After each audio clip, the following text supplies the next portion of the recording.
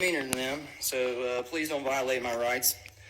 Normally, I wouldn't come to a city council meeting. I'm one of the county's pains in the ass. Historically, I stay out of the city, and the city stays out of my business. It was a pretty decent arrangement. But then y'all sent me one of these tickets from one of your AI red light cameras you have deemed as necessary infrastructure in your city. Thing about this is I was in Seminole, Alabama at the time I allegedly ran this red light downtown. How can I be in two places at once, you ask? Don't worry, I asked myself that too. Outside of Scotty beating me up 30 miles in an instant, the only logical conclusion is I wasn't there.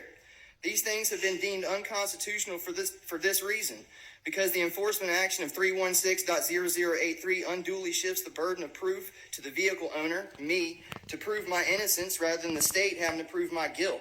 Currently, I'm guilty by default. I've been convicted by a computer program. Usually this whole mess of who committed the infraction is settled by a police officer pulling somebody over and actually witnessing them in the driver's seat. The AI camera doesn't do any driver verification whatsoever.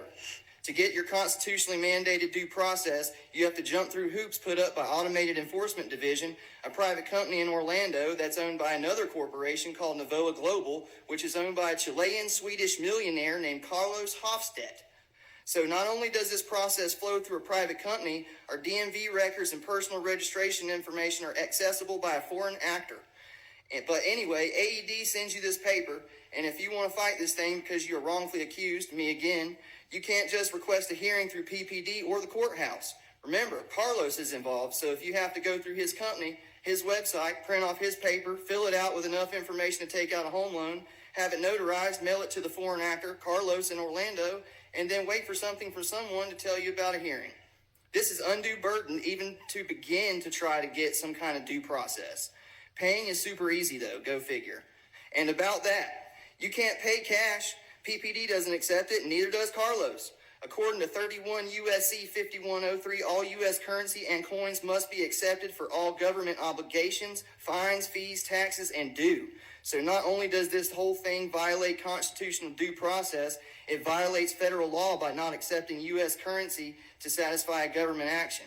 Whoever thought this was a good idea is a self-loathing, America-hating, bureaucratic hobgoblin whose pockets probably got stacked with Carlos bucks. You got my attention, though.